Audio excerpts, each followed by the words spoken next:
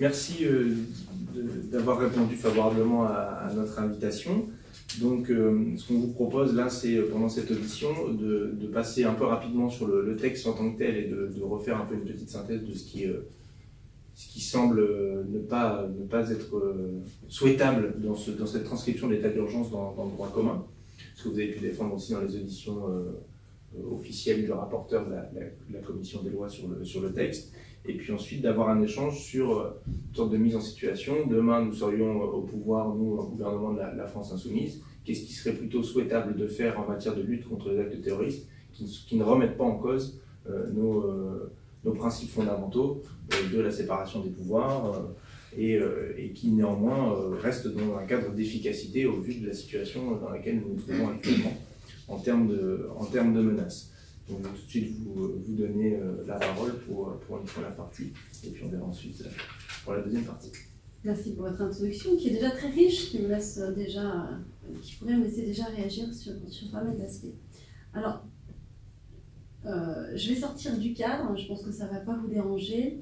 Je vais sortir du cadre stricto sensu technique, parce que je pense qu'enfermer la lutte contre le terrorisme dans la technicité, c'est justement empêcher d'avoir une vision et c'est en faire un débat d'experts qui échappe aux citoyens. Aujourd'hui, c'est un sujet qui intéresse tout le monde, c'est un enjeu démocratique et je pense que tout le monde doit être à même de comprendre ce qui se passe et doit aussi comprendre comment y répondre. Donc, j'entends qu'on est dans l'ère de la technicité parce que le droit est technique, mais je pense que c'est une exigence absolument démocratique de dépasser cette technicité. Donc vous n'aurez pas avec moi une succession d'articles ou des choses comme ça. Après, si vous voulez, on pourra parler de choses précises, mais ce que je voudrais surtout développer ici, c'est une vision d'ensemble, un bilan de ce qui a été fait, de ce qui n'a pas été fait et de ce qui pourrait être fait.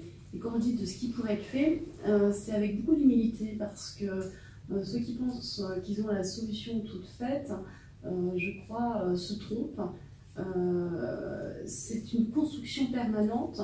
D'abord parce que le terrorisme, alors je vais revenir sur ce mot, en tout cas ceux qui sont dans des mouvances qui prônent le terrorisme comme action violente pour éventuellement mettre en place un projet, et on parlera de ce projet, ont une qualité essentielle qui est une qualité très forte, qui nous met parfois en situation de faiblesse, même souvent, c'est celle à la fois du mouvement, de l'adaptabilité et d'une capacité de réaction et d'anticipation de nos comportements. Pour simplifier, si on devait parler, j'allais dire, sur un terrain un peu de vocable plus militaire, si on était en guerre, et c'est un terme qui revient souvent pour parler du terrorisme, terme que je ne fais pas mien, mais qui existe, on peut tout à fait comprendre que celui qui est en face, qu'on pourrait désigner l'ennemi, et encore une fois, je ne fais pas mien ces termes, a une très bonne analyse de l'état des faiblesses, l'état de nos forces, de notre capacité, et sait anticiper nos réactions. Et là, c'est pas une question de nombre, c'est une question de stratégie. Voilà. Et souvent, c'est la stratégie qui fait que l'on gagne. Pour revenir au sujet, avant de commencer cette audition, vous avez dit, mais finalement, la population, et c'est notre difficulté, puisque vous êtes un législateur, et je ne suis pas législateur, mais j'essaye de me mettre un petit peu dans votre mission. La difficulté, c'est que finalement, aujourd'hui, l'opinion publique est favorable à ces mesures d'état d'urgence, que je ne vais pas développer, mais qui sont assez nombreuses, qui font que, peu ou prou, nous sommes sortis de manière un peu urgente, mais permanente, de notre corpus juridique classique. La réponse est simple, oui, bien sûr. Pourquoi? Parce que depuis 2-3 ans, depuis tous les attentats, les politiques, et je ne vise personne, je dis en général la communication politique, a fait de l'état d'urgence l'alpha et l'oméga de la lutte contre le terrorisme.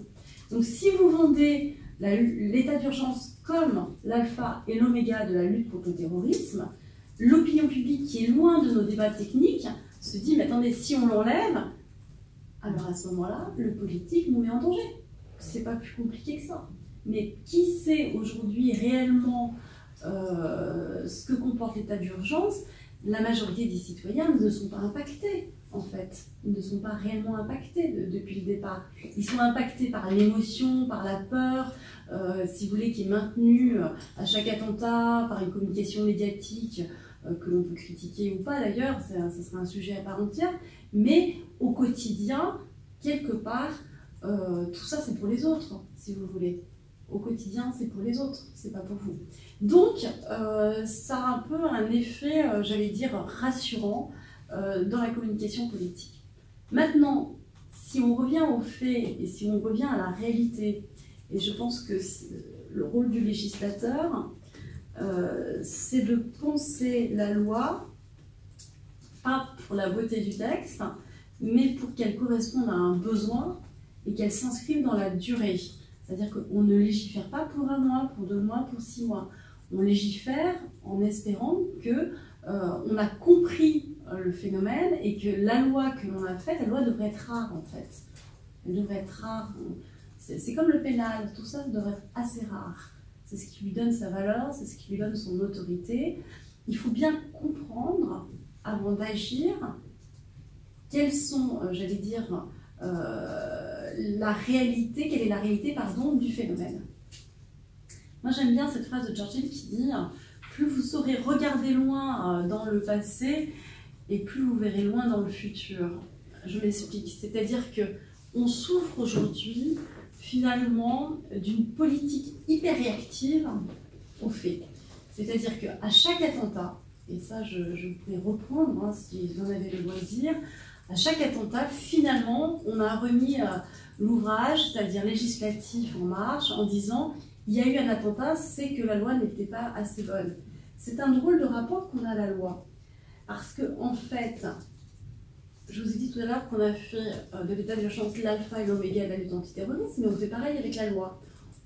Un problème, une loi, comme si la loi, finalement, était la solution au problème. Mais la loi n'est pas la solution à un problème. La loi est le début d'un cheminement intellectuel qui permet de s'exprimer par une politique pénale. Et en fait, ce qui compte, c'est pas la loi. Ce qui compte, c'est comment la loi va se mettre en route. Est-ce que la loi va être appliquée? Et est-ce que l'application de la loi va être effective et donc efficace? Or, on a un défaut dans notre société française, c'est que non seulement on a un rapport à la loi assez frénétique, comme je viens de le dire, c'est-à-dire un problème, une loi, et on le voit très bien, on s'est battu pour le terrorisme, mais après on ne s'occupe pas de savoir ce que devient la loi. D'ailleurs, parfois même, il n'y a pas de décret d'application de nos lois. C'est très intéressant, c'est-à-dire que c'est comme si l'effort intellectuel se suffisait à lui-même. Et on ne bilante rien. Alors, il y a quelque chose qui a été très intéressant, qui a été fait par Jean-Jacques Urvoas, et je pense que ma collègue vous en a parlé lorsqu'elle a été entendue, c'est que pour l'état d'urgence, le garde des Sceaux avait mis en place une évaluation parlementaire, quasiment en temps réel, où les parlementaires avaient accès à quasiment toutes les informations qui avaient été mises en place, que ce soit sur les perquisitions, les profils, et qu'est-ce que ça avait donné au niveau judiciaire. J'allais dire, tout est dit pratiquement, tout est dit. Regardez-le, lisez-le, c'est très intéressant. Et d'ailleurs, si on faisait ça avec toutes les lois, je pense qu'on changerait notre façon de légiférer sur beaucoup de domaines. Qu'est-ce qui est dit? Eh bien, c'est une critique sans le dire, mais on le voit dans les chiffres, que sur l'urgence, on réagit sans penser, à mon avis, en mettant des moyens parfois très forts, mais sans réel discernement parce qu'on n'a pas pris le temps de l'analyse et que finalement, c'est comme si, c'est exactement la même critique qu'on pourrait faire pour l'opération Sentinelle, le fait, si vous voulez, de faire du mouvement et de l'activité cache un peu la pauvreté finalement des résultats que l'on obtient. Sur le plan strictement terroriste, puisque c'est le sujet qui nous occupe, l'état d'urgence est un échec. on le sait très bien, l'état d'urgence n'est intéressant que les premières heures, les premiers jours, voire dans les meilleurs des cas, pour les moins rodés, les premières semaines, mais après, ça ne sert plus à rien. Donc, qu'est-ce qui s'est passé? Parce qu'il faut comprendre pourquoi aujourd'hui on a ce texte. Ce qui s'est passé, c'est que un autre défaut de notre manière de légiférer, c'est qu'on a du mal à aller sur la complexité et on va sur la simplicité. Et là, ce n'est pas du tout un discours de technicien, au contraire, je ne veux pas vous faire de la technique, c'est pas ça. Quand je dis c'est la complexité de la réalité du phénomène, pas la complexité de la législation. C'est-à-dire que quand on a donné des moyens aussi forts aux services de police, on a facilité le travail des forces de police. Et aujourd'hui, les forces de police ont eu quand même, j'allais dire, en termes d'ordre public, des moyens accrus. Il est difficile aujourd'hui de les retirer. C'est-à-dire que quand on est habitué tout d'un coup à avoir autant de facilité de contrôle d'ordre public, parce qu'il ne faut pas le nier, c'est une réalité, en termes d'ordre public, l'état d'urgence facilite énormément de choses. Mais ma question, c'est pas de critiquer ça, ma question c'est de dire, par rapport au but recherché, qui est celui du terrorisme, il faut rester dans le cadre pour le coup. Est-ce que l'état d'urgence est efficace? La réponse est non. Alors, après, il y a la question politique, qui est éminemment importante, puisque le terrorisme, et ne l'oubliez jamais quand vous êtes législateur, c'est quand même une infraction particulière à caractère politique. Je ne vais pas refaire toute l'histoire du terrorisme, mais il ne faut pas oublier que derrière, et il faut revenir aux idées politiques, et peut-être qu'on aura un peu de temps pour y revenir, il faut bien comprendre quel est le projet politique pour justement, éventuellement, l'enrayer. Eh bien, l'état d'urgence, puisqu'il était l'alpha et l'oméga, comment s'en sortir? En plus, alors là, je fais un peu de droit, il est dérogatoire via l'article 15 à la Cour européenne des droits de l'homme. Donc, puisqu'il est dérogatoire, il est limité dans le temps, et le Conseil d'État ne s'est pas privé lors des 6 prorogations pour rappeler au fur et à mesure que la prochaine fois, c'était la dernière. Bon, mais sauf qu'à chaque fois que les présidents ou le président de la République a dit « Ah, mais ça y est, là, je crois que c'est bon, on n'a plus besoin de l'état d'urgence », pas de chance, il y a eu un attentat. Donc, hop, on est reparti dans l'émotion et la communication politique. Donc là, on arrive au bout du bout. On sait, et tout le monde le sait, que finalement les résultats sont très modestes par rapport à l'investissement. C'est exactement la même critique qu'on pourrait faire pour Sentinelle. On a usé nos forces militaires. On n'a pas réfléchi. Alors maintenant, j'entends dire qu'on va faire un peu de mobilité, de dynamisme, tant mieux, parce que les pauvres. On n'a pas réfléchi à une doctrine d'utilisation de nos moyens et de nos forces. C'est exactement la même chose sur les perquisitions. On est allé vider tous les tiroirs, on a tapé partout où on pouvait pas taper, mais il n'y avait pas de vision, il n'y avait pas de stratégie. Pourquoi? Parce qu'il n'y avait pas d'anticipation du phénomène. Et là, j'arrive à un autre point, qui est celui de notre aveuglement et de notre déni sur le phénomène, qui fait qu'aujourd'hui, pris de court, j'allais dire, on a tiré dans tous les sens.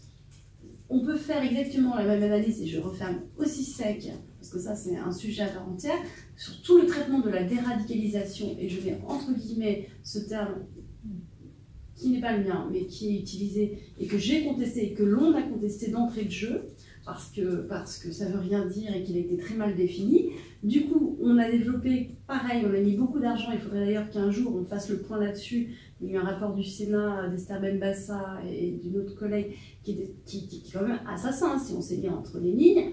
Donc, on a eu, j'allais dire, une politique d'urgence réactive. Je ne critique pas, c'est un fait, c'est comme ça, parce que on a été pris de court. Mais comment peut-on être pris de court sur un phénomène qui date des années 90? Mais là, il y a une vraie question quand même. C'est-à-dire que le terrorisme 2017, 2016, 2015 est quasiment le même dans ses ressorts que ce qu'on a vécu depuis l'affaire Calcal. Qu'est-ce qui est nouveau? C'est l'intensité. Et pourquoi? Parce que depuis 20 ans, on ne s'est pas réellement occupé, j'allais dire, du phénomène, et qu'aujourd'hui, on découvre les choses un peu dans la panique. Donc, qu'est-ce qu'il qu'il faut faire? Eh bien, il faut sortir de l'état d'urgence et par un tour de passe-passe, entre guillemets, qui évidemment ne peut faire plaisir qu'aux policiers et aux préfets, puisqu'on leur a donné beaucoup de pouvoir et qu'en plus, ça permet de continuer cette stratégie qu'on a depuis 20 ans, de faciliter, c'est-à-dire qu'au pénal, je suis désolée de le dire, mais on s'occupe de ce qui est facile, visible, et c'est toute la politique du chiffre qui a été mise en place depuis des années, où ce qui est facile et visible, et ben voilà, ça fait du chiffre, c'est simple, ça rentre dans les statistiques. Mais le terrorisme, c'est juste l'inverse. C'est juste l'inverse, c'est ce qui n'est pas facile, ce qui n'est pas visible. Et la clé de lutte contre le terrorisme, c'est le renseignement. C'est le renseignement. La faille de notre système aujourd'hui, alors, je ne vais pas parler du renseignement parce que je ne suis pas policière et que chacun a son rôle, mais même si on voit très bien, il y a eu plein de rapports là-dessus, je vous invite, si vous ne les avez pas lus, à les lire, mais vraiment c'est très intéressant parce qu'ils ne sont pas nouveaux non plus, c'est le morcellement, l'éclatement, bon voilà. Mais il n'y a pas que les services de renseignement, la faille chez nous aussi, c'est qu'à un moment donné, on a besoin aussi du judiciaire. On l'a bien vu dans tous les débats. Parce qu'une fois que vous avez arrêté les gens, une fois que vous les avez jugés, toutes les questions qui se sont posées depuis 3 ans, avec des débats houleux, qu'est-ce qu'on fait après? Ils sont dangereux, ils ne sont pas dangereux, on les assigne, on les met dans des camps, on les met pas dans des camps, on les fait suivre. Donc on voit très bien qu'à un moment donné, il y a une rupture dans la pensée de toute la lutte, j'allais dire contre le terrorisme, et qu'on ne peut pas simplement s'occuper du renseignement, du travail qui est remarquable ou pas, j'en sais rien parce que je ne suis pas là pour le dire, de tous ces services, en tout cas ils sont sous pression, ça c'est une réalité, et puis après, il n'y a plus rien. Non, il n'y a pas plus rien. C'est que ces personnes-là, qu'est-ce qu'on en fait? Qu'est-ce qu'on fait dans les prisons? Qu'est-ce qu'on fait comme suivi? Qu'est-ce qu'on fait après? Comment on les traite? Voilà, toute cette réflexion est absolument primordiale. Car, si on regarde bien, le terrorisme alimente le terrorisme. Je m'explique. On ne sort pas du terrorisme comme ça. On y rentre peut-être facilement, mais on n'en sort pas comme ça. C'est-à-dire que souvent, et alors ça c'est mon expérience, j'allais dire précédente au siège, on voit des espèces de généalogies, de filiation. C'est pareil pour le TA. Je fais pas mal de dossiers sur le TA. C'est un peu de père en fille, non mais c'est comme ça, c'est une réalité sociologique aussi. Donc il faut comprendre ça, c'est que la loi, c'est juste un point de départ et non un point d'arrivée. Le maillon judiciaire, il est peut-être faible, mais c'est pas en contournant qu'on réglera le problème, puisque en fait la réalité vous revient en boomerang à un moment donné. Et donc on retrouvera les mêmes débats à chaque fois qu'il y aura un attentat, même après votre loi. Et puis votre loi, elle n'arrêtera aucun attentat de plus. Elle facilitera peut-être l'ordre public, elle facilitera certaines choses, mais elle n'est pas une pensée stratégique aujourd'hui. Qu'est-ce qui manque? Il manque de façon cruciale, à mon avis, et je veux dire encore un peu, peut-être pas d'humilité, mais d'hypothèse de travail. Il manque chez nous une vision stratégique dans l'organisation de la lutte contre le terrorisme. Et là, je vais vous expliquer. Alors, je le dis aussi tout de suite, pour l'évacuer, il y a un problème de moyens, évident. Mais on ne peut pas résoudre toute la discussion à un problème de moyens. Mais il y a un problème de moyens qui est évident. Donc on aura beau tourner dans tous les sens, si on ne renforce pas les services de renseignement, si on ne renforce pas les services de justice dans toute sa vision de chaîne pénale, c'est-à-dire du début de l'enquête jusqu'à l'application des peines et le post-pénal, ça ne sert à rien d'avoir à un moment de la chaîne pénale quelque chose d'extrêmement performant si le reste ne l'est pas. Vous connaissez, c'est l'idée que la résistance maximale d'une chaîne, c'est celle de son maillon faible. C'est exactement ça. Le maillon faible aujourd'hui, c'est nous. Et qu'est-ce qui manque? C'est une vision proactive de renseignement au sein du judiciaire, premièrement. Parce que finalement, le judiciaire, s'il n'est pas capable d'arrêter l'attentat, il n'est pas efficace. Qu'après que l'attentat soit commis, on arrête les personnes, tout ça, c'est très bien, très bien. Et je veux dire, en termes de stratégie, ce qui compte, c'est pas de gérer le post-attentat, c'est pas qu'on dise ah mais c'est fabuleux, vous avez une communication politique, c'est extraordinaire, les victimes sont bien. Bien sûr, il faut le faire, mais je parle en termes d'efficacité, ce qui compte, c'est d'arrêter, c'est d'empêcher l'attentat. Alors, c'est là où je vais peut-être revenir un petit peu sur le début de ma présentation et revenir un peu dans le passé. Qu'est-ce que c'est que ce nouveau terrorisme? Alors, tout d'abord, le terrorisme, c'est rien, c'est personne, ça n'existe pas, c'est qu'un mode d'action. C'est un mode d'action violent au service de quoi? Voilà. Non mais c'est ça, il faut arrêter de parler du terrorisme, ça ne veut rien dire. Il faut absolument arriver à avoir une analyse un peu fine de ce que c'est comme discours, comme matrice idéologique. Et une fois que vous aurez une analyse fine de la matrice idéologique du discours politique qui utilise la violence comme mode de propagation, de subversion, de ce que vous voulez ou de terreur, là on pourra commencer à discuter. Sinon, parler du terrorisme comme ça ne veut rien dire. Voilà. Je veux dire, l'ETA, c'est pas l'IRA, c'est pas... Alors là, on rentre sur un problème très, très français. C'est que, est-ce que dans notre société, c'est un vrai sujet, on est capable de poser un débat calmement, sans passion sur ce sujet, sans tabou, qui ne soit pas à la fois fantasmé ni dans le déni. Voilà. Ça, c'est un exercice extrêmement difficile qui est de votre responsabilité. Moi, je le dis très franchement. Parce que des lois, on en est à la 10e, on en a 2 par an, donc voilà, on a trouvé notre rythme de croisière, alors à peu près 2 par an, dans 5 ans on se revoit, on en aura fait encore une dizaine, très bien.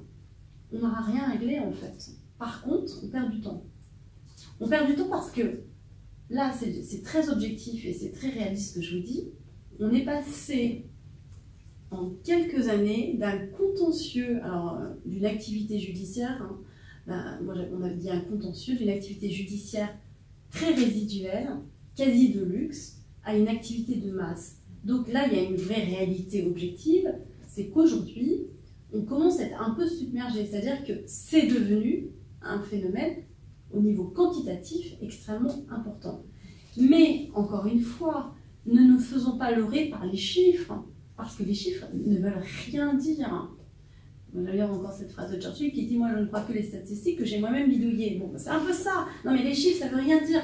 C'est-à-dire que si vous faites peur à la population en disant « Ouh là là, il y a 10 000 fichiers S, 15 000 retours », mais qu'est-ce que ça veut dire? Ça ne veut rien dire. Donc, il faut être en capacité d'analyser aussi la réalité du phénomène qui augmente, c'est une certitude. Mais comment il augmente? Pourquoi il augmente? Quelle est la propagande? Comment ça fonctionne? C'est ça qui est intéressant. Et là, vous êtes obligé, vous êtes complètement obligé de vous replonger quand même dans la géographie, dans l'histoire, dans la diplomatie religieuse, dans l'histoire des religions, dans la crise identitaire, dans les failles de notre société, dans notre système démocratique, dans l'arsenal législatif. Le sujet est complexe. Le sujet est complexe. Je n'ai pas la solution. Je ne suis pas là pour vous dire, dans des querelles d'universitaires à l'école nationale supérieure, si c'est du radicalisme islamiste ou si c'est de l'islamisme radical.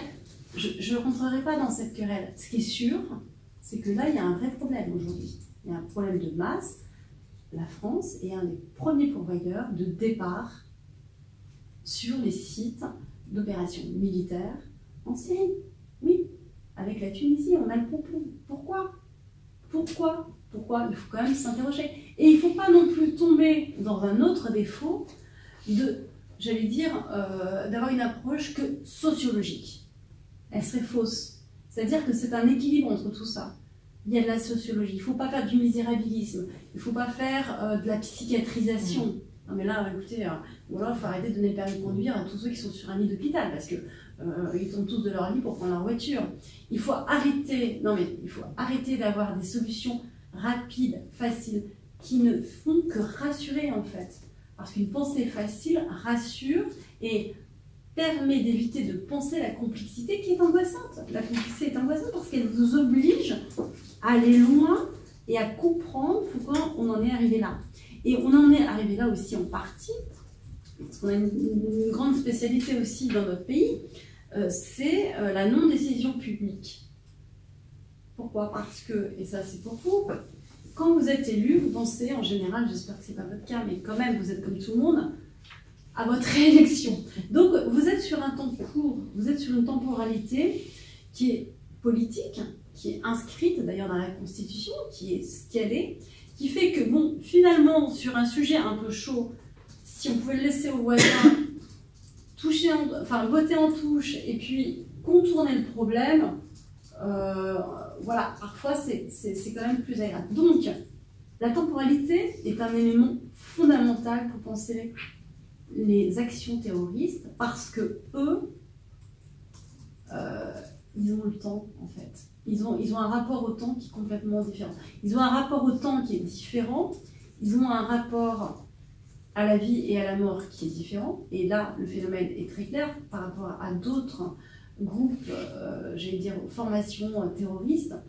On a affaire à des personnes qui, non seulement n'ont pas peur de mourir, mais recherchent la mort, puisque la mort est valorisée dans l'idéologie qui est véhiculée. Alors, quelques mots sur cette idéologie, même si vous avez bien compris, je ne rentrerai pas dans les querelles d'universitaires, dont j'ignore tout et qui ne sont pas de notre niveau. Mais quand même, il y a des choses très importantes à comprendre. On est alors, le mot salafisme a émergé dans le discours depuis des moments. Bon, je ne sais pas qui sait trop ce que c'est que le salafisme, tout le monde en parle, mais je ne sais pas si tout le monde est capable de dire ce que c'est. On parle beaucoup d'islamisme radical. Bon, ce qu'il faut comprendre, c'est que quand même, et là je vous invite à aller faire cette recherche intellectuelle, se rendre compte que tout ça ne tombe pas du ciel, que tout ça n'est pas nouveau, et qu'on a affaire quand même à une vision du monde d'intellectuels, parce que ça aussi c'est très désagréable de prendre ça pour des gens idiots, tout ça, il faut arrêter tout ça, ils sont idiots, ils sont fragiles, ils sont psychiatriques, il faut arrêter ça. Parce que derrière, il y a une vraie matrice intellectuelle. Moi, je vous invite à aller voir, à lire David Khoudar al-Islam. Vous dites, non, mais c'est pas possible, c'est des universitaires qui ont rédigé ça. C'est des stratèges militaires. Vous avez des RITEX, ce qu'on appelle au niveau militaire des retours sur expérience, qui vous détaillent notre communication politique, notre façon de... Non, mais c'est incroyable, incroyable. Vous avez un discours et une propagande qui s'ancre dans ce qu'il y a de plus moderne en termes de nouvelles communications, de sociologie. Vous dites, mais les gars, ils sont allés à Yale, c'est pas possible, quoi. Non, mais... Et ils y sont allés. Mais oui, bien sûr. Voilà. Donc derrière, il y a une matrice idéologique qui allie quelque chose d'hyper moderne. Ils sont hyper modernes. Ils ont compris ce que c'était que l'hypermodernité. Alors c'est vrai qu'on est dans la société ouverte, c'est Popper, d'accord.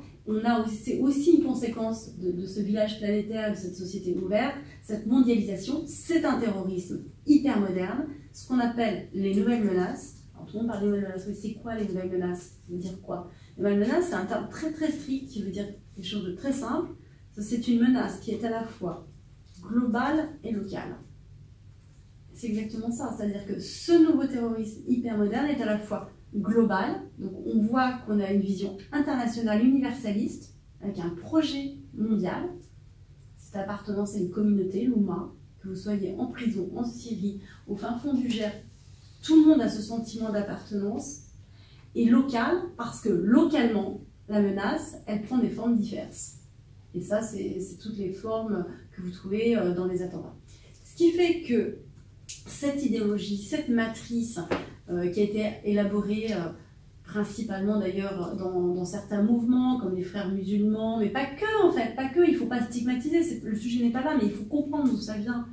Et dans le wahhabisme, il faut s'intéresser à ce que c'est au milieu du 19e siècle. C'est très intéressant. Pourquoi d'ailleurs? Parce que l'Arabie Saoudite n'a jamais été envahie et que les gens qui vivaient en Arabie Saoudite sont un peu des gens qui n'ont pas connu la modernité, ce qu'on appelle les salafs, hein, ceux qui sont justement très conservateurs. ils ont par contre eu beaucoup d'argent avec le pétrole. Donc il y a eu un espèce de choc, c'est-à-dire une puissance financière, une puissance de frappe mis au service d'une culture et d'une idéologie un peu, j'allais dire, enfin, hyper conservatrice, qui a, mais alors là c'est passionnant, a une diplomatie religieuse avec des milliards qui ont été investis sur les universités, où des milliers de personnes ont été formées, qui sont aujourd'hui des cadres dans l'Afrique subsaharienne, ou des intellectuels qui sont partis, et qui ont permis de faire avancer depuis des années leurs idées. Et quand vous avez dit ça, vous n'avez pas encore tout dit. Ce qui est intéressant, c'est pas d'avoir une vision politique ultra conservatrice. Moi, ça ne me dérange pas. Après tout, je suis pour la liberté de penser. Ce qui est intéressant et ce qui est inquiétant, c'est que cette idéologie, salafiste, wahhabiste, vous l'appellerez comme vous voulez, en tout cas qu'on retrouve, elle prône comme mode d'action la violence. Et elle a un rapport à la violence qui, lui, est inquiétant. Pourquoi ? Parce qu'ils ne sont pas dans la critique de notre modèle occidental, et là je reviens à ce qui vous intéresse, ils ne sont pas dans la critique, ils ont le droit d'ailleurs de l'être. Hein. On n'est pas parfait, après tout, on n'est pas obligé de penser que notre modèle est le modèle universaliste qui va plaire à tout le monde. Ils ne sont pas dans la critique, ils sont dans la subversion, c'est-à-dire qu'ils pensent que non seulement notre modèle est mauvais, et il ne se prive pas de le dire, hein, on est décadent, c'est tout ce qu'on entend, alors vous connaissez ça, je ne vais pas le détailler, on est décadent, on est interventionniste, on est néocolonialiste, enfin, bon, tout ça, et parfois d'ailleurs pas toujours faux, hein, je veux dire, moi je ne porte pas de jugement là-dessus, sauf qu'ils ne sont pas là pour nous critiquer, ils sont là pour dire qu'il faut mettre fin à notre modèle. C'est là où c'est intéressant. Et c'est là où il y a un danger. C'est-à-dire que l'action violente mise au service d'une idéologie n'est pas simplement là pour exprimer un désaccord. Elle est là pour mettre en place dans une stratégie, et c'est très intéressante, globale, et j'insiste sur ce mot, une autre vision du monde. C'est-à-dire que l'idée, si je devais résumer, c'est que l'attentat terroriste n'est que la partie visible de l'iceberg. Je m'explique. C'est-à-dire que cette vision des choses, elle est sociétale, elle est globale. Et c'est ce qui fait sa force d'ailleurs. C'est qu'elle a réponse à tout, elle ne fait pas de différence entre le privé et le public, l'espace public et le privé, et elle gère totalement toute la vie. Elle est une réponse aux angoisses, elle est une conviction forte identitaire, elle est une forme de nouveau projet universaliste qui peut être qualifié par certains même de totalitaire. C'est de comprendre d'où ça vient. Et à partir de là, si vous avez compris ça, et j'en finirai là sur ma démonstration et on parlera du projet, c'est-à-dire que le projet, il est global, il est sociétal. Donc, il s'attache à la femme, son rôle, sa place, l'éducation, son rôle, sa place, puisque notre éducation est perverse, envoyée, donc c'est tout le développement d'écoles parallèles. Il s'attache à nos valeurs juridiques qui ne sont pas bonnes, il s'attache à notre mode de vie, voilà. Donc le terrorisme, c'est tout petit, c'est la partie visible et spectaculaire finalement. Mais pour eux, c'est une façon de faire avancer par la terreur certains fronts sociétaux. Si vous avez compris ça et que vous reprenez les 12 articles maintenant du projet de loi, voilà, très bien, c'est parfait.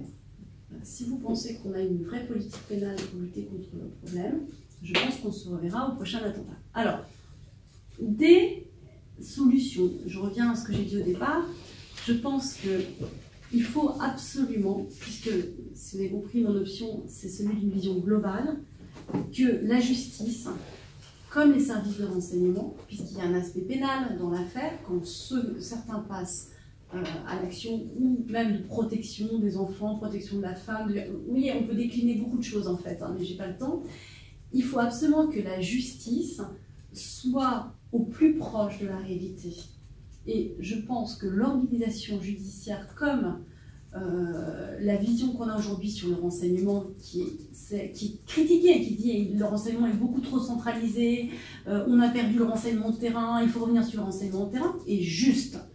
Car la nouveauté, je vous l'ai dit tout à l'heure, c'est qu'on est devenu un contentieux de masse. C'est-à-dire qu'aujourd'hui, la propagation de cette idéologie va très vite parce qu'elle passe par le net, les réseaux sociaux, c'est là où je dis qu'ils sont hyper modernes, et que si on n'est pas en capacité d'être sur le terrain à la fois intellectuel, physique, connecté, vous voyez ce que je veux dire, partout où il y a des fronts, à ce moment-là, on sera débordé, et on est débordé. Donc, il faut absolument d'urgence repenser l'organisation de façon stratégique. Alors, 3 points. 1, il faut que la justice ait cette vision proactive de renseignement.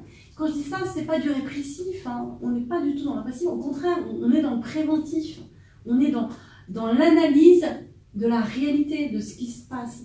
Et c'est ça qui est intéressant. C'est-à-dire qu'on connaît son terrain. Donc, nous sommes favorables à changer de système d'organisation. Donc, on pense que ce n'est pas un problème de loi, c'est un problème d'organisation, c'est un problème de stratégie, c'est un problème de comprendre ce qu'on a en face et comment l'anticiper et le contenir en remettant sur le territoire des magistrats spécialisés, formés, qui sont capables non pas de faire, comme je vous ai dit tout à l'heure avec l'état d'urgence, du rapide, du vite, du visible, mais de la complexité, de l'enquête, du terrain.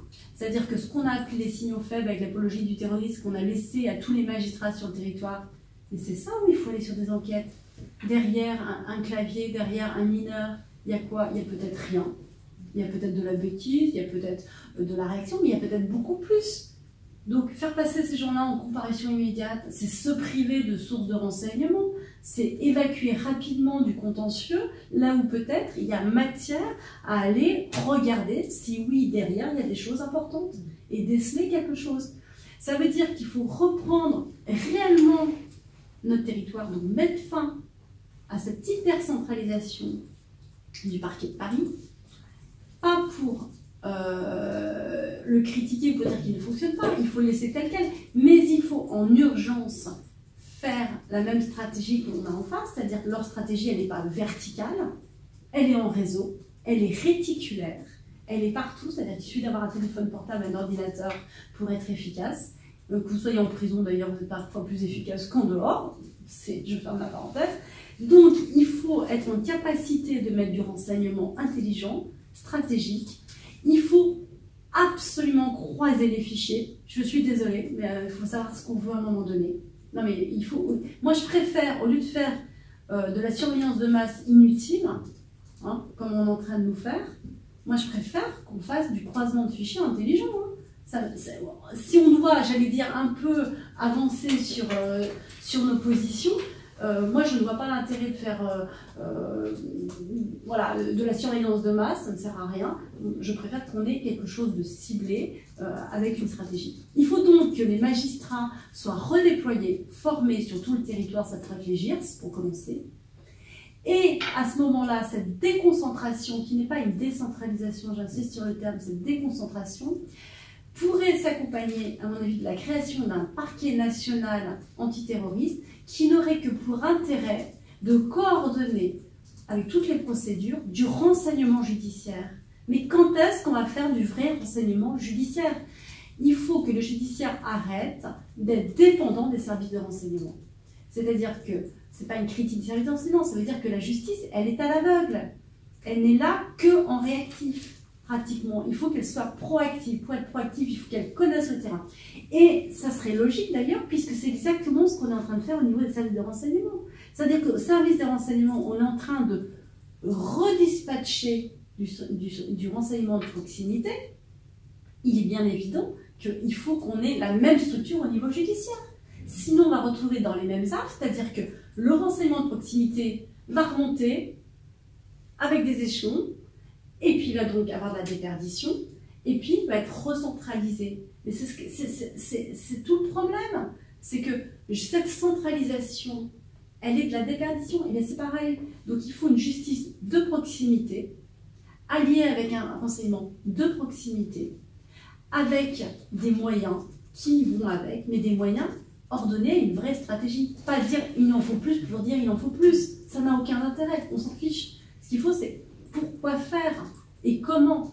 Et à ce moment-là, avoir une vision stratégique de financement, de global, de voir comment justement sur certains fronts, les choses se mettent en place. Je ne vous parle pas parce que peut-être que j'ai déjà dépassé l'heure, il y a aussi tout l'aspect cyber sur lequel à un moment donné il va falloir que le législateur aille. Parce que pour l'instant c'est du fantasme, d'accord?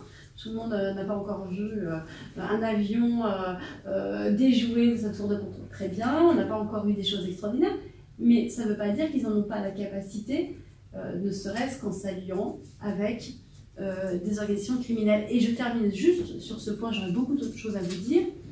Mettons fin immédiatement, mais immédiatement aussi à une organisation judiciaire qui ne correspond plus à la réalité, c'est-à-dire d'un côté la criminalité organisée, de l'autre côté le terrorisme. Il y a bien longtemps que nos voisins ne font plus ça, les Espagnols et les Italiens. Il n'y a pas identité, il y a porosité. Il y a porosité. On se prive encore une fois de renseignements à ne pas traiter les deux ensemble. On voit très bien qu'il y a des parcours de délinquants, pour une raison d'ailleurs assez simple, c'est que l'idéologie véhiculée est une idéologie millénariste rédemptrice. C'est-à-dire que pour celui qui a eu un parcours chaotique, elle permet de revenir tout beau, tout neuf, et en plus d'assouvir pour les un peu psychos des crimes, puisqu'en plus ça leur permet de faire le bien. Donc, bien sûr qu'il y a une porosité, elle est extrêmement visible dans les prisons. Il faut réinvestir d'urgence les prisons. Nous, on l'a dit, il fallait construire des places de prison, pas pour mettre plus de gens en prison, pour avoir des conditions dignes pour les personnes qui sont en prison, de travail aussi là-dessus, et pas ce qu'on est en train de connaître, qui en fait est une catastrophe. Voilà, je suis peut-être un peu longue. Je suis quand même à votre disposition si vous voulez qu'on développe un aspect ou un autre.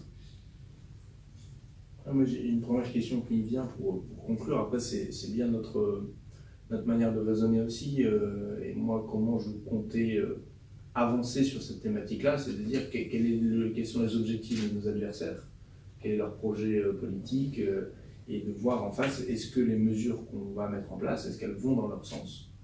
Est-ce que quelque part elles les aiderait pas, ou est-ce que ça va bien à l'encontre de leur projet politique? Juste une petite chose sur l'efficacité de l'état d'urgence. Effectivement, il y a 4300 perquisitions administratives, un peu plus, et 23 enquêtes qui ont été ouvertes, qui ne sont toujours pas fermées, pour le coup. Il n'y a pas eu aucune n'a abouti. Alors bon, les services de renseignement et quelques autres expliquent que s'il n'y avait pas eu la phase administrative en amont, il n'y aurait pas eu ces 23 enquêtes ouvertes et du coup on n'aurait pas pu faire, on a évité des actes. Ouais, bon, ce qui est possible mais difficile à vérifier encore une fois. Mais moi, dans les différentes auditions, j'ai quand même vu une grosse différence sur le parquet de Paris, où finalement ils ont accès au dossier confidentiel défense. François Molins nous expliquait qu'il avait accès au dossier confidentiel défense des services de renseignement, et ce qu'il faisait, lui, son but, tout comme le but de la DGSI, c'était de judiciariser le plus vite possible, à tout prix, etc. Et qu'on était finalement dans une forme de judiciarisation du renseignement, en tout cas d'avoir une porosité cette fois-ci entre les services des magistrats et les services de renseignement. Moi, ma question est plutôt intéressée sur une parcelle de ce qu'on vient de se dire, sur la question du renseignement judiciaire. Comment vous verriez ça?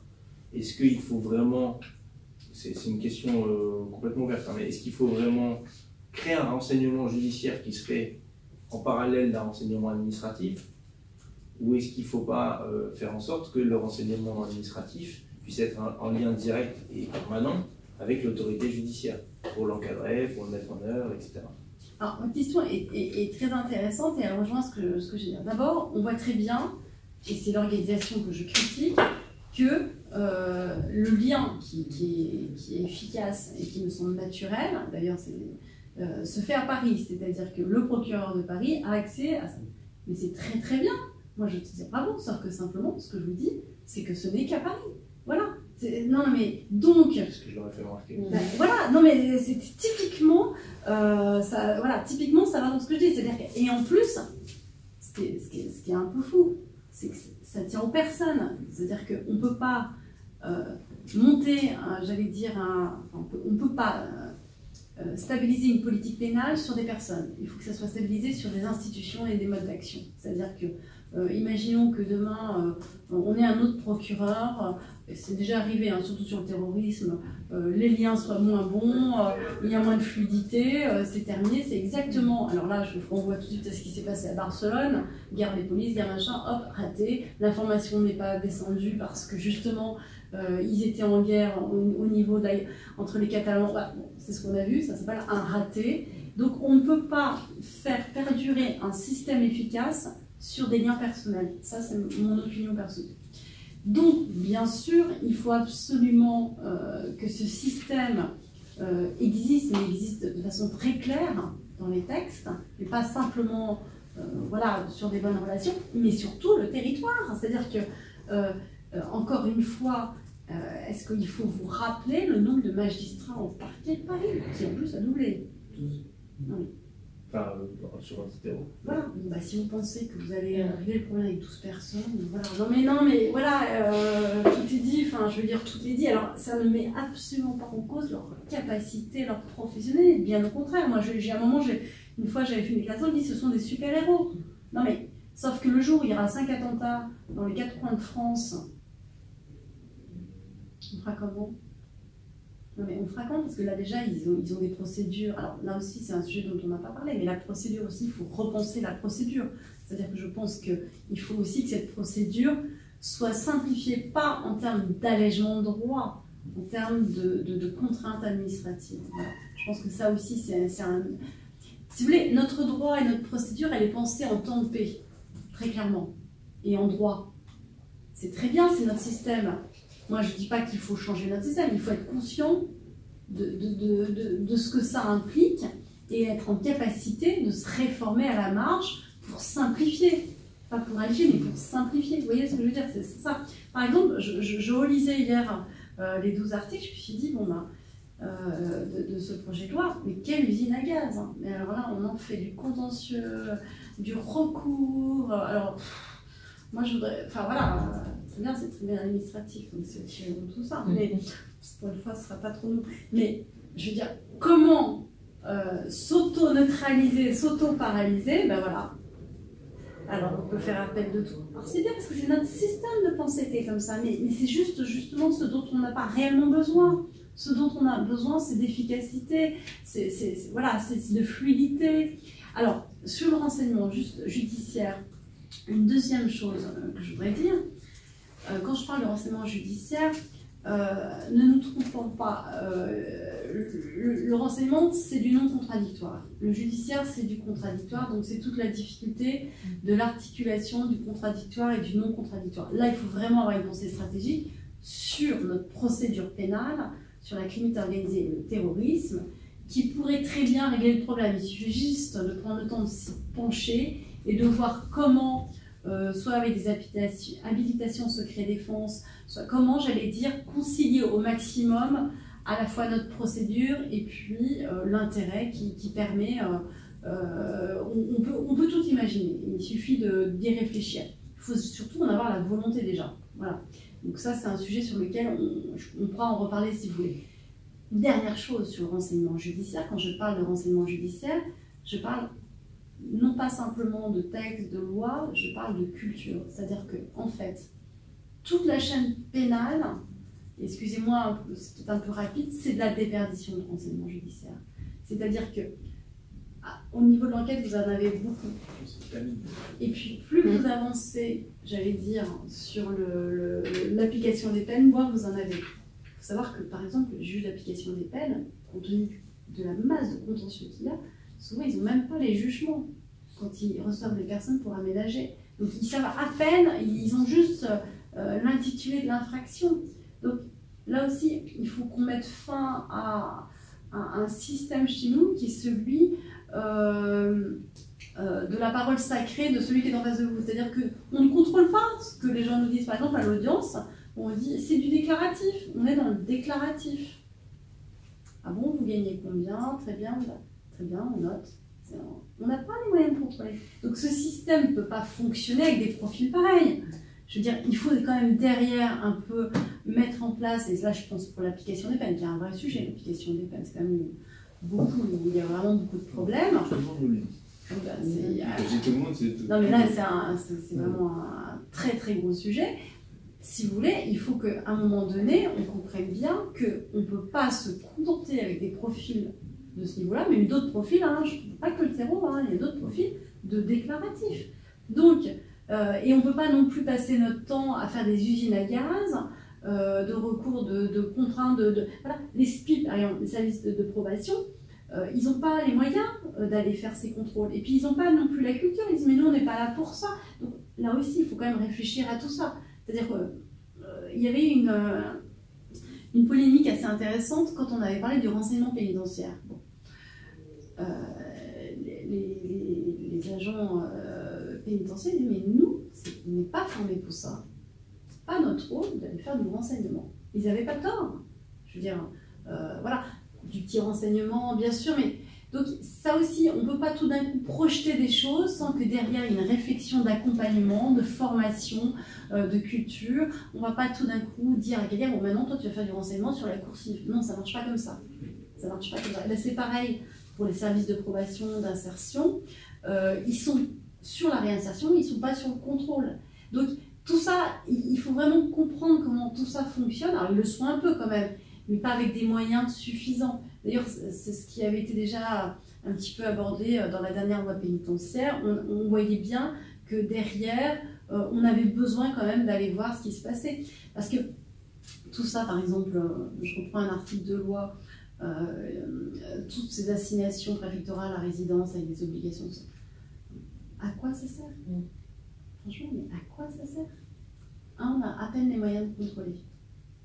Deux, on l'a vu, et vous le savez que quand on a un rapport à la mort et à la vie tel que, voilà, vous aviez pointé à midi, que vous aviez tué quelqu'un, ça n'a aucun intérêt. On sait très bien que, de toute façon, ça ne se passe pas comme ça ne se passe pas là. On sait très bien que vous pouvez être derrière votre clavier avec un bracelet et être connecté sur votre ordinateur et faire beaucoup plus de mal qu'être à l'extérieur.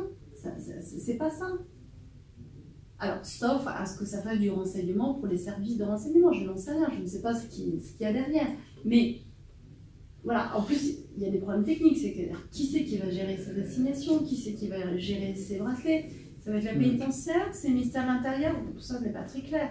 C'est pareil aussi pour les officiers de police judiciaire. On manque d'officiers de police judiciaire. Moi, je pense que la vraie grande réforme, si on parlait de réforme, ça serait que pour ces contentieux de politique pénale un peu pointue comme la criminalité et le terrorisme, voire le rêve d'ailleurs, mais bon, que les officiers de police judiciaire soient sous le contrôle et l'autorité des magistrats.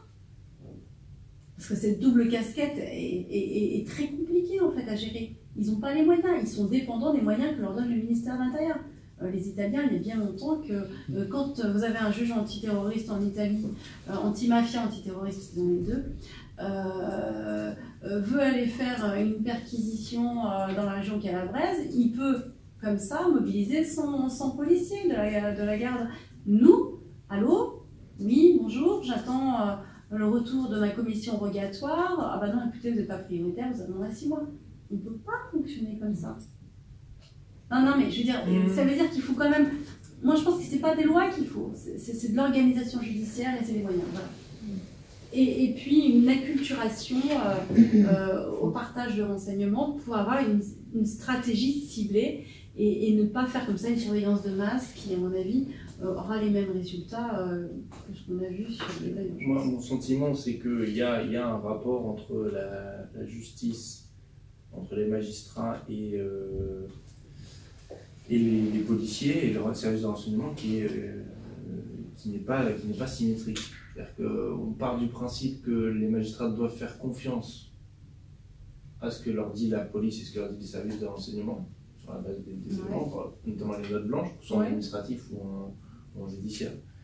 Mais par contre, le renseignement ne veut pas donner les informations aux magistrats parce qu'il est, par principe, on ne lui fait pas confiance. Et moi, ça me pose problème. Et visiblement, il y a un lien de confiance qui s'est établi entre le DGSI, enfin, le directeur et les services de la DGSI en centrale, ici à Paris, et le procureur de Paris. Et donc, ce que vous nous dites, c'est que ça, il faudrait étendre ce modèle-là, enfin, ce modèle cette méthode de fonctionner, d'échanger des informations de manière déconcentrée. Moi, je pense que ça interroge nos pratiques depuis 30 ans, les faits entre les relations entre la police, et c'est pas les affaires qui manquent, qui effraient la chronique encore récemment, sur des modes de fonctionnement qui ne sont pas des modes de fonctionnement clairs. Voilà. Je pense qu'en effet, ça a beaucoup fonctionné, souvent avec des liens d'amitié ou de confiance. Mais, encore une fois, il faut peut-être institutionnellement rétablir de la confiance. Il faut comprendre pourquoi d'ailleurs il n'y a pas de confiance parfois réciproque. C'est que nous, les magistrats, souvent on est vus comme des empêcheurs de tourner en rond ou d'avancer, ou parce que notre procédure elle est très lourde et qu'on n'est pas efficace. Je crois que tout le monde doit aussi faire un état des lieux et un état de conscience sur ce que l'on produit, bien ou mal ou peu. Donc, si vous voulez, c'est tout à fait juste ce que vous dites. Et moi, ce que je préconise en effet, c'est qu'on revienne à un mode d'organisation beaucoup plus clair, qui tienne moins aux personnes, parce que ça évitera justement ces dysfonctionnements ou cette fluidité qui parfois est intéressante, mais qui peut aussi ne plus exister, et trouver des modes d'organisation qui, en effet, permet le partage du renseignement. À la fois la récolte et le partage. Et nous, on n'a pas... Les de la DGSI... Non, mais, mais même nous, dans la procédure, en fait. C'est-à-dire que, comme vous avez vu, on fait... En fait, le problème de la justice, c'est qu'on nous demande de faire du sur-mesure sur le contentieux de masse. Et comme on n'y arrive pas, puisqu'en fait c'est assez paradoxal, eh bien on évacue par des biais, on pourra en reparler, des troisième voies, des biais, enfin plein de choses, des contentieux de masse. Donc nous pensons qu'il vaut mieux beaucoup moins en faire, mais beaucoup mieux. C'est-à-dire qu'il faut mettre fin à ce système de masse pour revenir, même nous, au niveau judiciaire, à une politique pénale, c'est ce que font... c'est ce qui existe en Angleterre, qui soit menée par une vision, j'allais dire, on appelle ça criminelle, c'est-à-dire qu'on ait une connaissance et un état des lieux de notre terrain, j'allais dire, si vous voulez, des vrais problèmes criminels, et qu'on cible sur les plus malfaisants, qui sont en général les plus réitérants, au lieu de faire un peu de la pêche au gros. Et ça, c'est le problème, je ne sais pas si vous voyez ce que c'est, du traitement en temps réel. C'est-à-dire que le TTR, ce qu'on appelle le TTR chez nous, le traitement en temps réel, a été quelque chose d'assez innovant. C'est-à-dire qu'on a voulu pouvoir avoir une réponse immédiate pour tous les faits.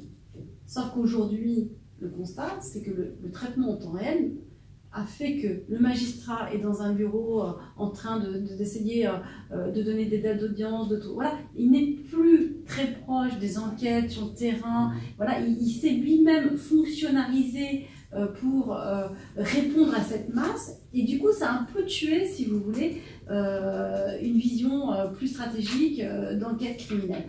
Il y a quand même un vrai problème aussi chez nous de nos moyens, hein. Il faut quand même être très clair. Donc, vous voyez encore qu'en fait, il faut penser le terrorisme, pas la lutte contre le terrorisme, pas de façon isolée dans son petit coin. Il faut le penser de façon globale sur tout le mode de fonctionnement du système judiciaire. C'est-à-dire que le terrorisme est un tout petit peu mieux traité, mais est traité comme le reste, c'est-à-dire que voilà, avec les failles du système. Et c'est ça qu'il faut repenser. C'est-à-dire qu'à mon avis, il ne faut pas obligatoirement faire des lois antiterroristes. Il faut réfléchir en urgence sur la manière dont on fonctionne en général. Surtout qu'on voit très bien que vous avez des gens qui sont dans la lutte de terroristes, qui le deviennent en prison. Enfin, vous voyez, il y a ce qu'on appelle les loupanes terroristes, c'est-à-dire qu'on a des profils totalement hybrides. Donc, ça mérite d'avoir une vision plus globale. Je suis trop long.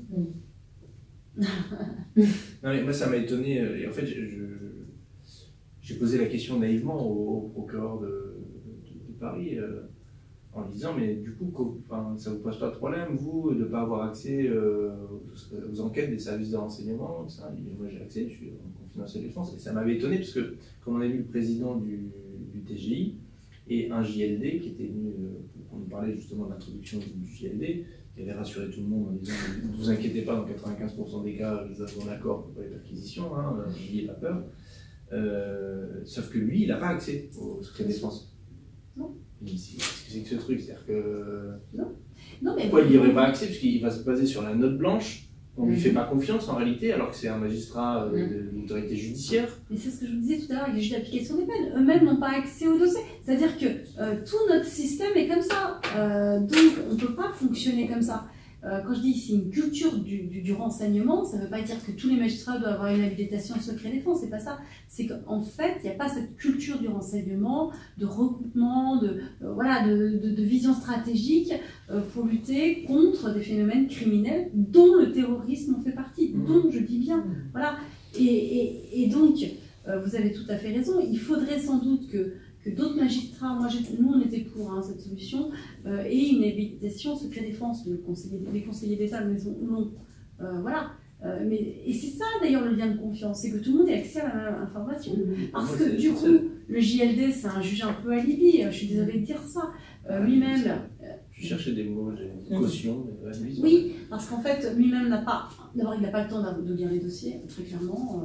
Enfin, peut-être à Paris, mais je veux dire, voilà, les JLD aujourd'hui, on manque. Ça, c'est un vrai sujet. Il faut quand même que vous mettiez ça en lien aussi avec le manque de magistrats qu'il y a partout. Donc, les juges des libertés, on les met à toutes les sauces, mais ils ne peuvent pas avoir accès à tout. Et c'est vrai que là, on est sur un affichage. On leur attendez, on vous a mis un juge des libertés, donc voilà, les droits sont garantis. Oui, formellement, mais c'est pas ça qui est intéressant. C'est pas le formel, c'est la réalité.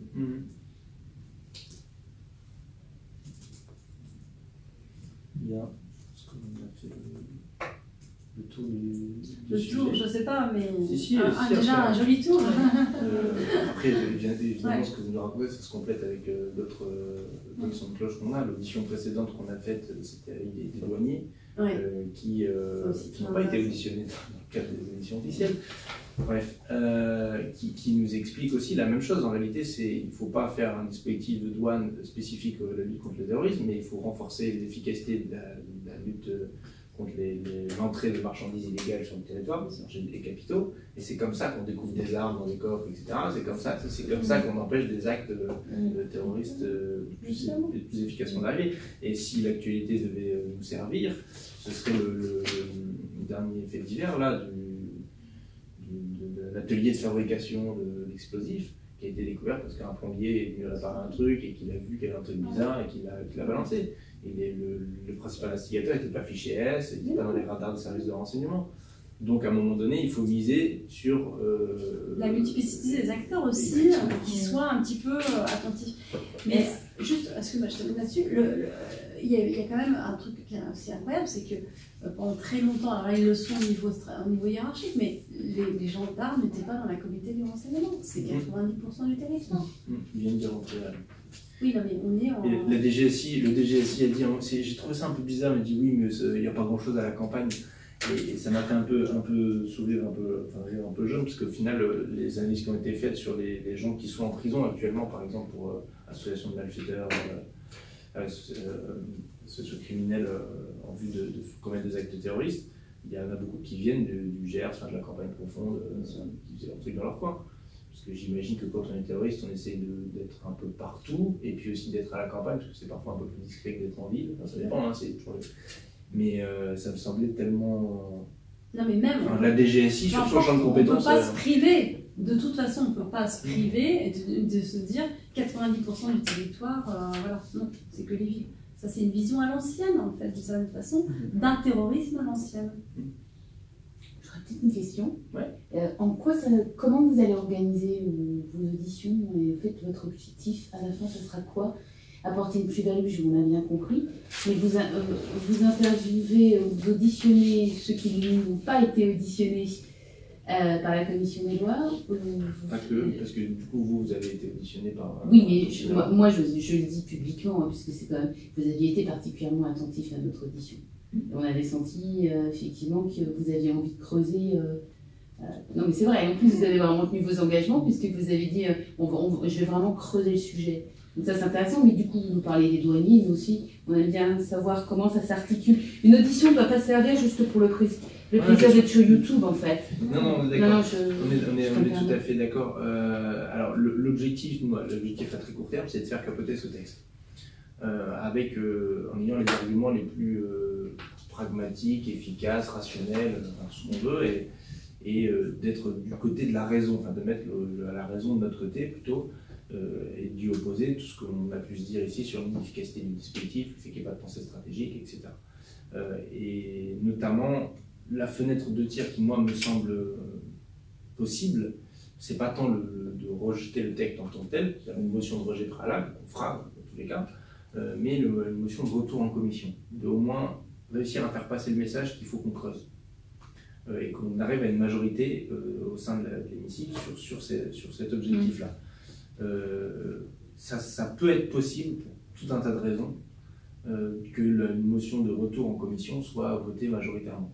C'est pas gagné du tout, alors là c'est clair que c'est pas gagné du tout, mais il y a une fenêtre de tir, il y a une possibilité, parce qu'au sein du groupe La République En Marche, ça ne vous a pas échappé non plus, qu'il y avait pas mal d'avocats, de personnes qui sont dans des professions juridiques, qui ont fait des études de droit et qui, quand on leur rappelle quand même les principes fondamentaux du droit, la séparation des pouvoirs, etc., ça leur parle un petit peu.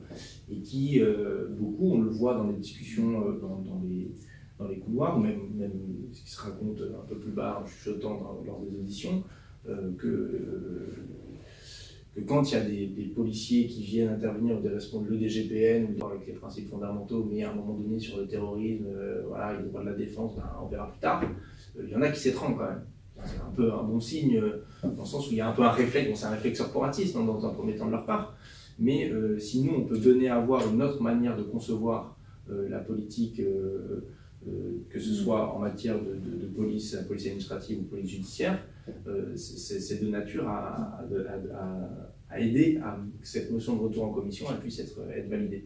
Voilà, évidemment, il y aura des alliances de circonstances avec des gens qu'on déteste particulièrement, notamment sur cette thématique-là, parce que je pense que les Républicains voteront cette notion de retour en commission pour y mettre d'autant plus d'horreur dedans, ça les regarde, mais disons que ça nous semble important. Ensuite, ça nous semble important parce qu'on fait l'analyse que ça n'arrêtera pas les actes terroristes à venir et qu'on n'a pas eu de réflexion globale sur le sujet. Que nous, on a aussi à muscler notre partition politique sur la thématique et que on sera amené à se revoir dans d'autres circonstances, je l'espère, où on sera en situation de gouverner. Et qu'à ce moment-là, on aimerait bien être prêt et d'avoir anticipé, d'avoir eu ces débats. Pas débarquer en disant bon, bah, qu'est-ce qu'on fait maintenant à l'heure actuelle. Donc là, on est sur une immédiateté de l'analyse du texte de loi, en espérant le faire repousser au maximum.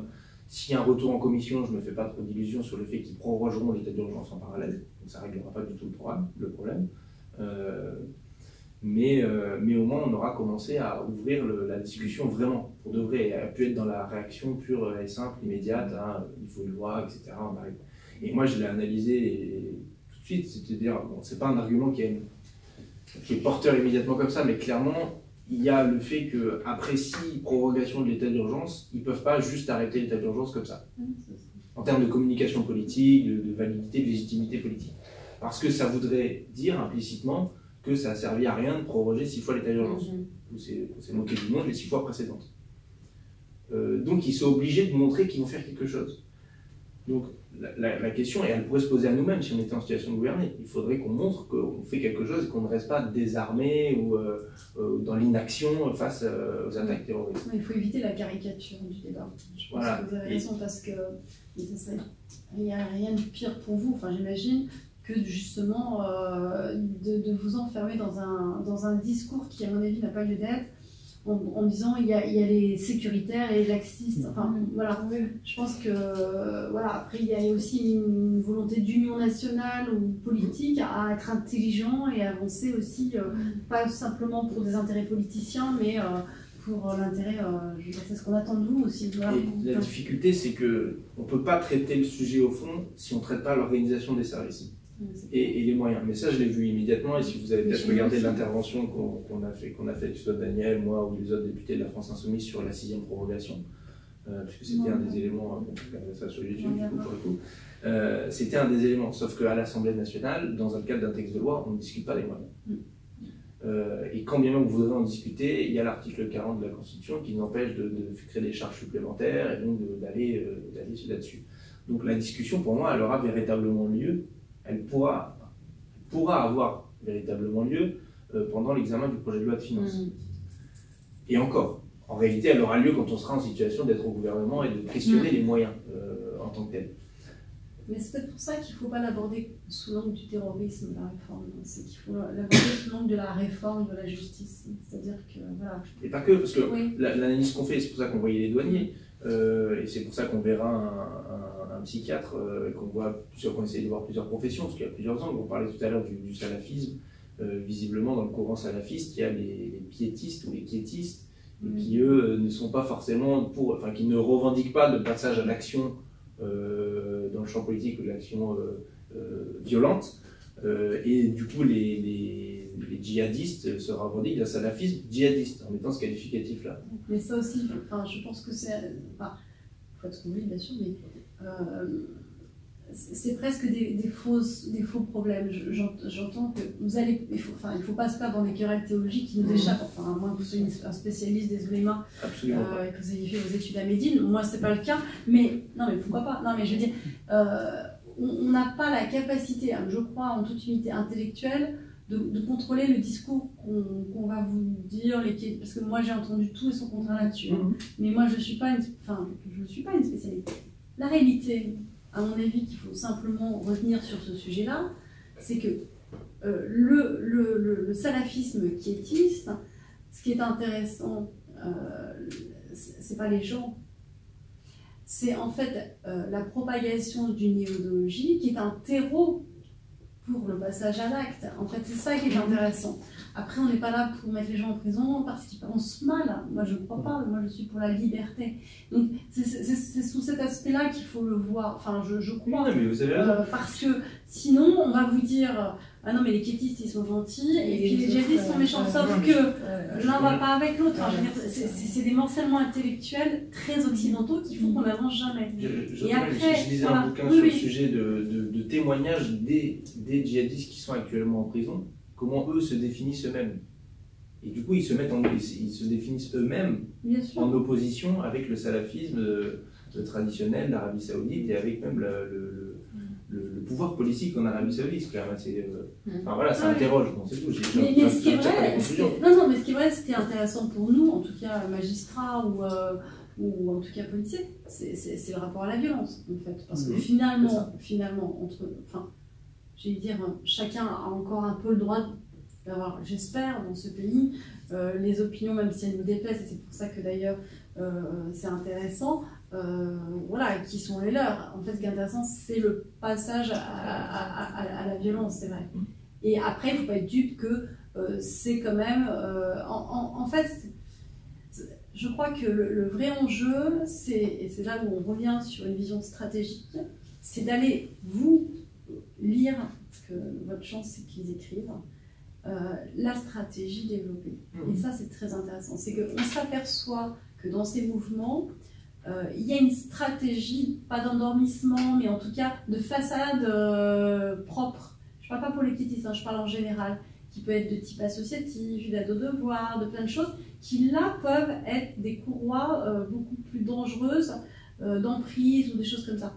Et c'est ça qui est très difficile quand je parle de complexité. C'est d'abord de bien analyser les choses, de ne pas tomber dans le fantasme ou la stigmatisation idiote, il n'y a rien de pire que ça.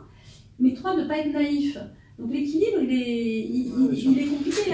Enfin, je sais pas. Je pense qu'on participe par rapport à ce que vous demandiez. Pour nous, l'enjeu, c'est pas juste YouTube, etc. C'est vraiment ce que vous disiez au début, c'est pouvoir poser un débat rationnel. Voilà, en utilisant y compris ce qu'on entend dans les auditions de la commission et puis dans celles qu'on organise ici, parce que on sait. Enfin, après, on va voir les tactiques qu'on pourra adopter au sein de l'Assemblée pour arriver au moins à un retour en position.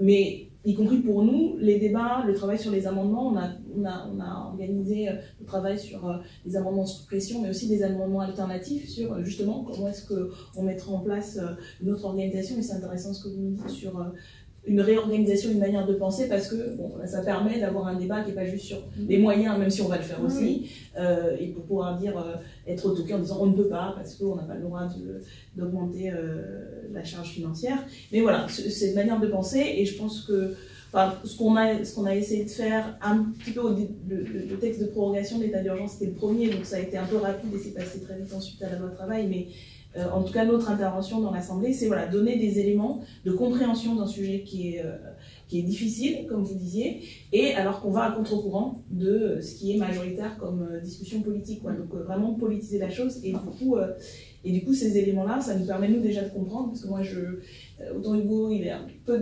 familier de ces discussions-là professionnellement, mais moi, et je pense que la majorité des collègues de la France Insoumise, et je pense que quand même une majorité des collègues à l'Assemblée sont peu familiers, et du coup on fait confiance a priori à ce qu'on entend des autorités légitimes, donc voilà, ça permet de mieux comprendre et surtout d'avoir des arguments, à la fois dans les amendements qu'on prépare, ceux notamment alternatifs à ce qui est proposé là, et puis dans les débats publics, dans les médias, enfin voilà, on va développer tout un argumentaire aussi là-dessus, au-delà des réseaux sociaux, parce qu'on va être amené du coup sur des plateaux télé aussi, voilà, ça participe à notre avis aussi de essayer d'établir un débat un peu plus intéressant et plus constructif pour le coup,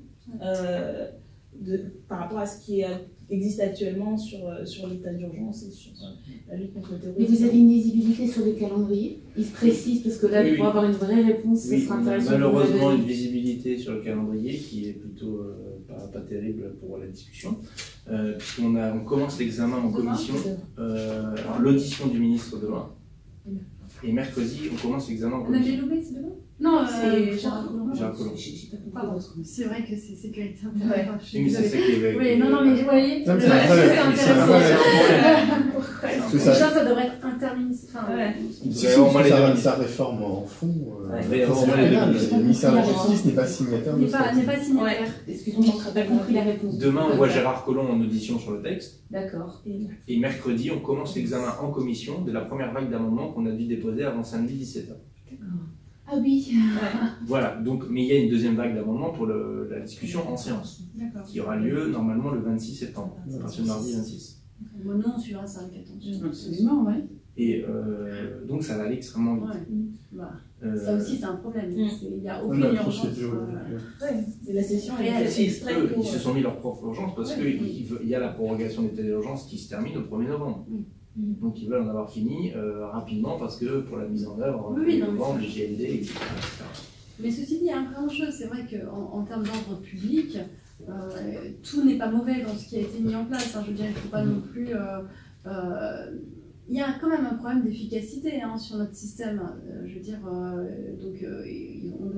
vous avez des comptes à rendre des politiques. Donc c'est vrai que ça permet, en termes d'ordre public, ça facilite beaucoup de choses. Vous voulez dire les mesures de l'état d'urgence actuellement? Oui. Mais à mon avis, c'est parce qu'on n'a pas pensé le système. C'est-à-dire que l'état d'urgence a été une remise à niveau en urgence devant un phénomène qu'on a contourné, mal pensé et dont on n'a pas voulu, c'est ce que je disais un petit peu au début. Donc c'est vrai que l'urgence, c'est de penser cette complexité. Et malgré l'ensemble des lois qui ont été... il y a des améliorations, tout n'est pas négatif. Moi, je ne suis jamais noir-blanc. Je pense qu'il y a des choses intéressantes. Mais sur certains aspects, ça va sans doute pas assez loin. Sur d'autres, c'est des usines à gaz. Après, c'est toujours la même chose. Quel est l'objectif? Si l'objectif, c'est stricto sensu le terrorisme, voilà, ou si c'est une remise à niveau en termes d'ordre public parce que la procédure est aussi quelque chose de compliqué chez nous et que parfois elle a paralysé aussi un système qui est à bout de souffle. Disons les choses comme elles sont.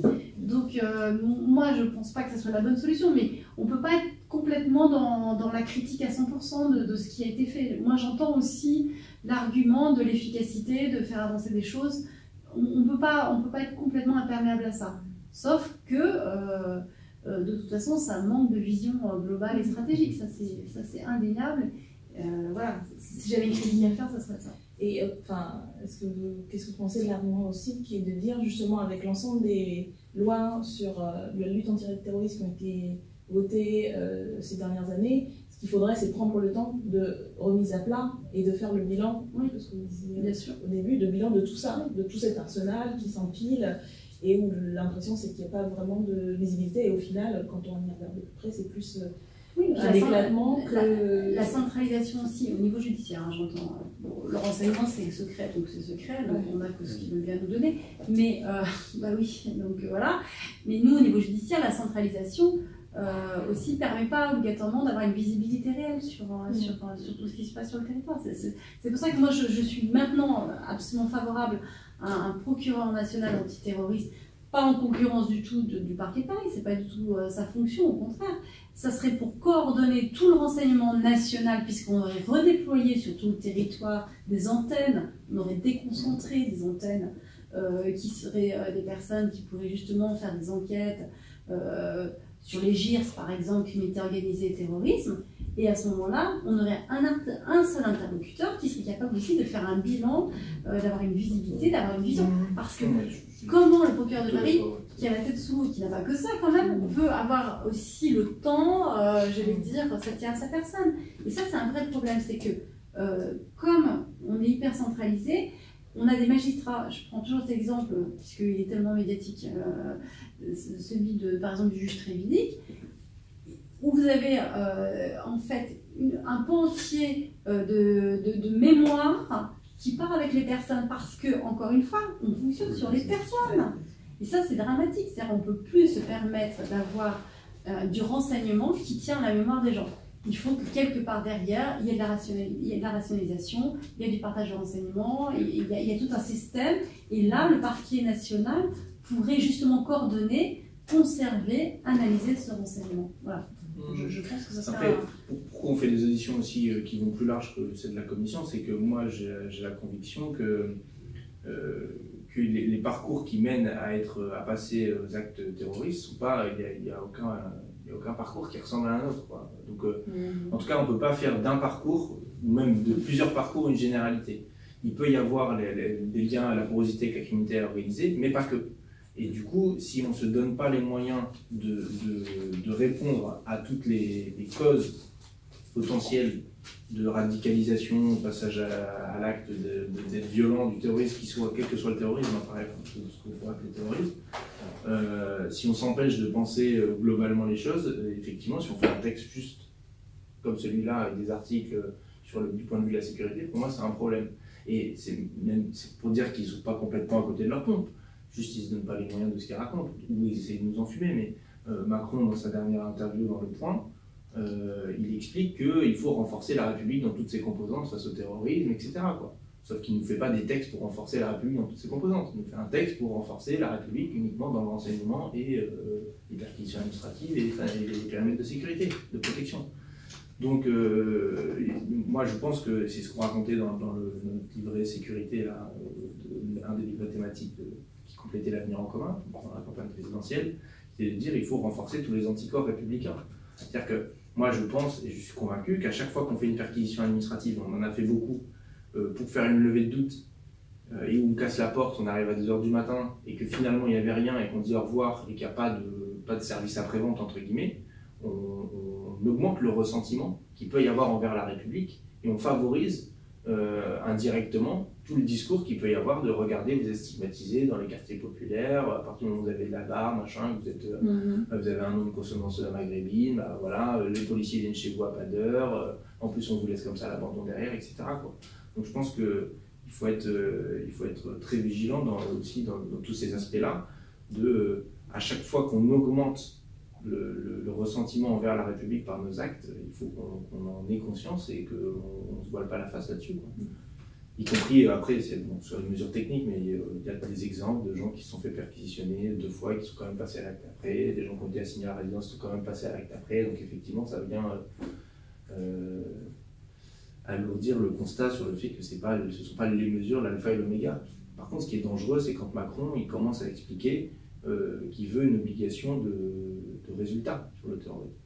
Et là, ça commence à devenir assez grave, parce qu'on ne peut pas, à moins, je sais pas, d'avoir l'assurance sûre et certaine qu'il n'y aura pas d'actes terroristes, quelles que soient les lois et les dispositifs qu'on met en place. Et donc à ce moment-là, si on fait une obligation de résultat et pas une obligation de moyens à mettre en œuvre, on se tire une balle dans le pied en disant bah, du coup c'est de notre faute s'il y a des actes de terrorisme. Ça, moi, ça me pose un problème. Juste, moi je pense qu'au contraire, il y a des parcours types, contrairement à ce que vous dites. Par contre, il y a des profils ultra différenciés. Oui, enfin, c'est dans les profils. Mais dans les parcours, je pense qu'au contraire, on a des parcours. Oui, c'est ouais. Avec contre, des rites, etc. Sont... Oui, c'est ça. Oui, je ne sais pas employer mon terme, mais oui, c'est surtout les profils. Ouais. Parce qu'on a envie de croire que tous les terroristes sont à Saint-Denis, en Seine-Saint-Denis et dans les quartiers populaires, quoi. Enfin, si on regarde un peu par le petit bout de la lorgnette de ce qui est raconté dans les médias ou même parfois dans les auditions, c'est ça, quoi. Sauf qu'effectivement, on oublie qu'il peut y en avoir à la campagne, que la DGGN, enfin, la Gendarmerie nationale, a un rôle à jouer dans la communauté du renseignement, etc. etc. Et donc, il ne faut pas qu'on tombe là-dessus, parce qu'au final, on est quand même une nouvelle assemblée, et c'est nous qui faisons la loi. Et si le législateur, et donc la majorité, les députés En Marche, baignent dans cette ambiance médiatique de croire que c'est que dans les quartiers populaires que ça se passe, et avec des gens, des ex-délinquants, etc., on risque de passer à côté de l'objectif une nouvelle fois, une fois de plus, quoi. Donc c'est aussi ce travail-là qu'on essaye de faire, de consolider l'argumentaire et de donner à voir toute la complexité du problème. Et alors, au-delà de ça, quelle est la position de votre groupe par rapport à celle de Collomb, enfin, du gouvernement, sur ils sont ceux des cités, mais ils sont aussi des fous potentiels?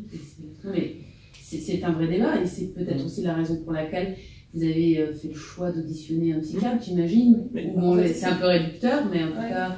Non, ça fait partie de notre... On essaye de comprendre la problématique. Après, on n'est pas justement sur une psychiatrisation, en fait, des phénomènes, même s'il y a une composante certaine sur la violence, le passage l'acte, mais pas juste sur la question du terrorisme. Après, nous, on a été contactés avant, pendant l'été, par un psychologue clinicien qui travaille sur les revenants et du coup qui nous avait dit ça fait pas voilà. D'accord. Donc du coup ça s'est intégré parfaitement mais c'était antérieur au surgissement de ce débat-là et donc je me dis c'est l'occasion de revenir là-dessus. Après voilà, on n'a pas de position actée, mais c'est vrai qu'on a plutôt beaucoup de recul critique sur voilà sortir du chapeau, voilà, en disant, en tout cas, s'il y a une position, c'est pas de se dire que ce sont tous des fous. Ouais. Et que tous les fous ne passent pas à l'acte. Enfin, là, il y a cette idée-là, parce que la maladie mentale n'est pas simplement conducteur direct au terrorisme. Il y a très peu, en fait. Voilà, mais non, mais parce qu'on confond psychologie et psychiatrie. Oui, voilà, en plus. Voilà. La faiblesse psychologique, c'est pas une maladie mentale. Mais la prise en charge d'ailleurs en détention n'est pas du tout axée sur une prise en charge médicale. Les centres de déradicalisation qu'ils ont fait suite à des parcours de personnes qui ont été condamnées pour pouvoir travailler dans l'administration pénitentiaire, ils ne sont pas du tout sur cette approche. L'approche des SPIP n'est pas du tout de dire on va faire une approche psychiatrique des phénomènes délictuels, pas du tout. Par contre, sur par exemple les parcours, il y a l'idée aussi où la prison, où on a eu l'occasion d'avoir une discussion sur la question de la prison, et sur la prise en charge psychologique et psychiatrique des détenus, et sur le fait que ça va être une population extrêmement fragile, précaire, et du coup, l'absence de prise en charge dans ce type de parcours-là, voilà, laisse passer et fragilise encore plus des profils. Enfin voilà, c'est des éléments qui peuvent être du coup des terreaux, mais sans que ce soit le facteur explicatif, etc. Ce sera vraiment ma dernière question. Béatrice Brugère l'a évoqué, la problématique des mineurs. Comme vous n'en avez pas... Non, mais juste vous la prenez en compte dans... non, mais vous avez une manière de pouvoir renverser les questions. J'ai bien dit que c'était ma dernière question. C'est un peu toute la problématique de ce texte-là, on se rend compte, comme vous l'avez dit, en vrai, il ne prend qu'un prisme, alors qu'en vrai, il faut l'avoir sous tous les prismes. Il y a aussi la question des journalistes aussi qui doit être reliée, ça va. Mais ils ne font pas partie des personnes qui ne peuvent pas être réquisitionnées. Ah oui, ça je vais vous dire, je ne comprends pas pourquoi les journalistes, les magistrats... j'en vois pourquoi il y a d'exceptions en fait. C'est encore une vision stéréotypée, plein de préjugés, de penser que les terroristes ne sont que... Non, mais exactement. Alors moi je suis terroriste, je me dis, je me dépêche d'essayer d'en alpaguer un ou deux qui soient parlementaires. Non mais pourquoi? Je me suis fait la même réflexion. Et on a plein de petites dispositions qui ont été pointées. Même eux n'arrivent pas à nous expliquer pourquoi le dispositif a été mis en place de cette façon. On peut tout à fait imaginer que des parlementaires puissent être... Vous avoue que mon esprit pervers y a pensé. Non, mais pourquoi pas? Mais vous avez raison, sur les aspects techniques, quand on veut les prendre en charge, on voit le PSEMA qui va être mis en place, l'assurance électronique mobile qui va être mise en place dans les... C'est le ministère de l'Intérieur qui s'en occupe, mais pris en charge par le ministère de la Justice. Le guide est en train d'être rédigé et il n'y a aucune réflexion réellement globale là-dessus. Il y a un grand plan aussi, c'est la sécurité privée qui, subrepticement, rentre par la fenêtre et après un lobbying. Ça fait l'unanimité cette observation ou parce que... Non, ça fait l'unanimité. Ça pose question. Je reste sur le... C'est facile. C'est-à-dire pour facile, on dit ah mais super, là on a des moyens qu'on n'a pas. Alors voilà, c'est ça que dit le DGG. Alors moi j'ai été interloqué. D'habitude les gendarmes ils m'ont habitué à une défense du service public en tant que tel. Enfin, c'était un truc quand même unitaire. Moi dans les différentes réunions que j'ai eues professionnellement auparavant, c'était plutôt ça la ligne gendarmesque. Et là il a dit ah non, c'est bien parce que du coup on n'a pas de moyens, c'est bien qu'il y ait des agents de sécurité privés en plus. Et puis il a même dit, à titre personnel, alors c'est là ça renforçait le coup, d'ailleurs, vu qu'ils auront une sorte d'uniforme aussi, ils seront identifiés, il faudra penser assez rapidement à ce qu'ils puissent avoir des armes, parce qu'ils pourront être des cibles pour les terroristes quand ils font des contrôles sur les périmètres de protection, etc. Ce qui, dans leur logique, est implacable. Dans la logique, à partir de ce qu'on met en tête, le public, le privé, il n'y a pas vraiment de frontières, on s'en fiche, on a des agents de sécurité privée, alors oui, il faudra leur donner des armes à feu pour qu'ils puissent se défendre, parce que vous comprenez, les terroristes, ils peuvent être armés. Juridiquement, déjà, la loi de février 2016 permet déjà la possibilité d'armer les policiers municipaux, mais même les sociétés privées, si c'est en cas d'atteinte grave et exceptionnelle, ce qui sera automatiquement le cas pour tout ce qui sera menace terroriste. D'ailleurs, j'ai pas compris aussi pourquoi il faut être palpé par quelqu'un du même sexe. Ça aussi dans le projet, j'ai vu. Ça, c'est dans la loi en général. Ah, ça va pas, il me semble que les palpations, ça a toujours été par les personnes du même sexe. Non, je ne sais pas si c'est inscrit dans la loi. J'ai déjà vu la pratique qui n'était pas forcément systématisée. Il me semble que si. Mais sur la question des mineurs, ça fait partie des choses qu'on doit explorer, clairement. Parce que là, il y a un pan qui est la vie d'abyssal. Parce que pour nous, notre syndicat, c'est un vrai sujet aussi. Mais comme le c'est évoqué dans les auditions. Le but de nos auditions, comme dit Hugo et Daniel, c'est vraiment d'aller au-delà justement de cette simple réponse-là, ponctuelle, qui va être malheureusement, on le sait très bien, ce ne sera pas le dispositif parfait. D'ailleurs, il n'existe pas de système parfait. Il ne faut pas envisager un système parfait. Ce qu'il faut, c'est créer une logique complète qui prenne l'ensemble du phénomène et pas seulement une part pour répondre à des peurs qui sont immédiates de la société. Oui, mais réel aussi. Non, je suis pas dans le discours. Il y a vraiment des actes de terror. Oui, non, mais même, je veux dire, la peur est réelle. C'est-à-dire que. Mais encore une fois, le terrorisme fait très peu de morts par rapport à beaucoup d'autres choses. Donc là aussi, c'est pour ça que moi je. On peut pas le dire comme ça. Non, mais ça veut dire que la criminalité organisée n'est pas prise aussi dans toute sa dimension. Et moi, ça me dérange justement qu'on n'ait pas une pensée aussi sur la criminalité organisée. Les fraudes, c'est quand même incroyable aussi, c'est pareil. Mais nous, après, c'est notre sujet qui est comme celui-là, mais on parle souvent aussi des morts au travail, par exemple. Il y a plus de gens qui meurent au travail que d'attaques de terroristes. Non, mais comme vous mettez de la rationalité, c'est-à-dire que développer des moyens exorbitants pour une réalité qui est celle-là, même si, comme vous dites, c'est difficile à dire, mais c'est aussi une réalité, quoi. Je veux dire, est-ce qu'on légifère c'est toujours trop un mort, c'est pas ça, mais. Voilà, il faut quand même garder raison par rapport à ce qu'on met en place et les objectifs. Voilà. Bon, écoutez, j'espère que ça vous aura aidé. Merci beaucoup.